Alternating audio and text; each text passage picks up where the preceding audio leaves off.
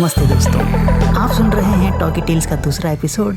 मैं आपका होस्ट आज आपको सुनाने के लिए ऐसी फिल्म की कहानी लाया हूँ जो एक ऐसे किरदार की कहानी है जो अपने अकेलेपन की वजह से एक ऐसे गेम का हिस्सा बनता है जो उसे एक मर्डरर बना देता है। आज हम 2007 में रिलीज हुई एक थ्रिलर ड्रामा फिल्म पजल की स्टोरी ब्रीफ में सुनेंगे। फिल्म की शुरुआत डोजुन से होती है। ऑफिस में अभी उसका प्रमोशन हुआ था। चीफ ऑफिसर से डोजुन अब डिपार्टमेंट हेड बन चुका था। ऑफिस सेलिब्रेशन के बाद डोजुन जब अपने घर के लिए निकलता है, वो लगातार अपनी वाइफ को कॉल करता रहता है। कुछ टाइम बाद उसकी बात उसकी वाइफ से फ़ोन पर होती है। तब उसे पता चलता है कि उसकी वाइफ और बेटी दोनों कनाडा में ही हैं। उसकी बेटी की हेल्थ ठीक ना होने की वजह से वो अब कोरिया नहीं आ पाएंगे। अपनी वाइफ की बातें सुनकर डोजुन को लगने लगता है कि वो शायद उसकी बेटी के टीचर माइकल के साथ हैं। डोजुन को पहले से ही शक होता है कि उसकी वाइफ का माइकल के साथ अफेयर चल रहा है। कुछ दिन बाद डोजुन अपने वर्क के बाद जब घर जा रहा होता है, वो एक लड़की से टकरा जाता है। उस लड़की के बिहेवियर से लग रहा था कि वो इंटेंशनली डोजुन से टकराई थी। टकराने की वजह से उस लड़की का बैग भी नीचे गिर गया था। डोजुन जब बैग उठाता है, उसमें से उसे उस लड़की का आईडी मिलता है और आईडी रिटर्न लेने के बाद वो लड़की डोजुन को ड्रिंक्स के लिए इनवाइट करती है। ड्रिंक्स के दौरान वो लड़की डोजुन को स्मोक करने के लिए फोर्स करती हुई सीड्यूस भी करने लगती हैं। वहाँ से जाते जाते वो डोजुन को अपना एड्रेस भी देती हैं। तभी से डोजुन को कुछ हेलुसिनेशंस होने लगते हैं। उसे बार बार वही लड़की नज़र आने लगती है। शायद अकेलेपन की वजह से उसे ऐसा लग रहा हो। एक शाम वर्क के बाद डोजुन उस लड़की के दिए गए एड्रेस पे जाता है। वहाँ उसे पता चलता है कि वो लड़की एक एस्कॉर्ट सर्विस में काम करती है और वहाँ डोजुन को कुछ सर्विसेज के ऑप्शंस भी देती हैं। कुछ टाइम बाद वो डोजुन को ड्रिंक देकर बोलती हैं कि इसे पीने के बाद उसकी सर्विस शुरू हो जाएगी, जिसमें उसे इमोशन और मेंटल चैलेंजेस का सामना करना पड़ेगा। उस रात ड्रिंक्स के नशे में होने की वजह से डोजुन को उस लड़की में अपनी वाइफ का चेहरा नजर आने लगता है और इन्हीं हेलुसिनेशंस की वजह से वो उस लड़की का गला दबाकर उसे मार देता है। अगले दिन जब वो नींद से जागता है, वो देखता है कि उस लड़की की सांसें नहीं चल रही और उसे लगने लगता है कि पिछली रात शायद नशे में उसने गला दबाकर उसे मार दिया है।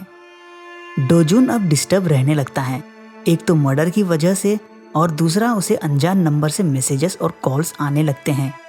उन मैसेजेस में होता है कि उसने एक मर्डर किया है और वो अब डोजुन को ब्लैकमेल करने लगता है।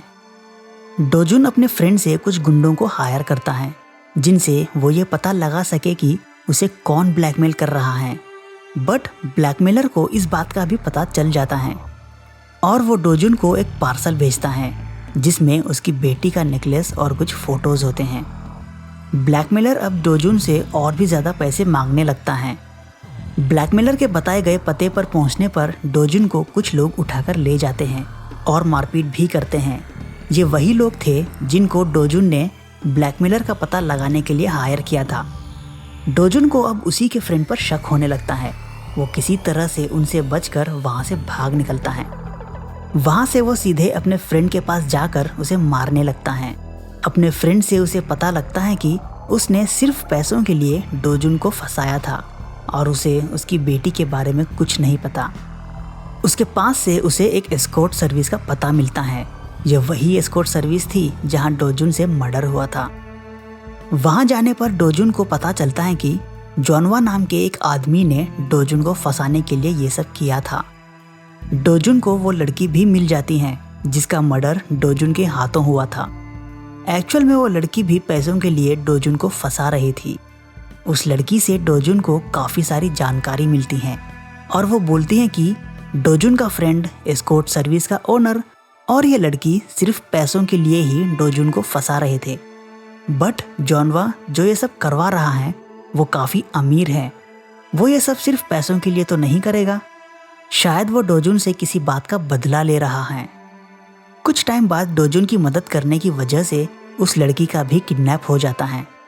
उसे बचाने के लिए डोजुन जब वहाँ पहुँचता है, वहाँ उसके साथ मारपीट होती है और इसी के चलते उस लड़की की मौत हो जाती है। वहाँ लड़की मरते मरते डोजुन को जॉनवा के बारे में कुछ इन्फॉर्मेशन भी देती है। डोजुन को जब जॉनवा का पता मिलता है वो सीधे उसके घर पहुंच जाता है। वहां उन दोनों के बीच मारपीट होती है और इसी मारपीट में दोनों को गोली लग जाती है और दोनों की मौत हो जाती है। जैसे ही डोजुन को गोली लगती है वो डरता हुआ चिल्लाता हुआ उठता है। क्या ये सब बस एक सपना था? एक्चुअल में डोजुन जब उस लड़की के दिए गए एड्रेस पर गया था उसने एस्कॉर्ट सर्विस के साथ इमोशनल और मेंटल गेम का ऑप्शन भी लिया था। इसी वजह से जो भी घटनाएं डोजुन के साथ हो रही थी ये सब सच नहीं बल्कि एक गेम का हिस्सा था। डोजुन के जागने के बाद उसे बताया जाता है कि रियलिटी और गेम में कंफ्यूज ना होकर उसे थोड़े दिन सावधान रहना चाहिए। डोजुन जब वहां से निकलकर अपने घर पहुंचता है वहां वो एक आदमी को मास्क लगाए देखता है जो कि एक्चुअल में डोजुन ही था और जो अपने आप को डोजुन समझ रहा था वो असल में जॉनवा था। और गेम की तरह ही डोजुन रियल में भी जॉनवा को गोली मार देता है और मूवी यहीं एंड होती है। जो कुछ भी डोजुन के साथ हो रहा था क्या वो सच में बस एक सपने की तरह गेम ही था या डोजुन से सब छुपाया गया था?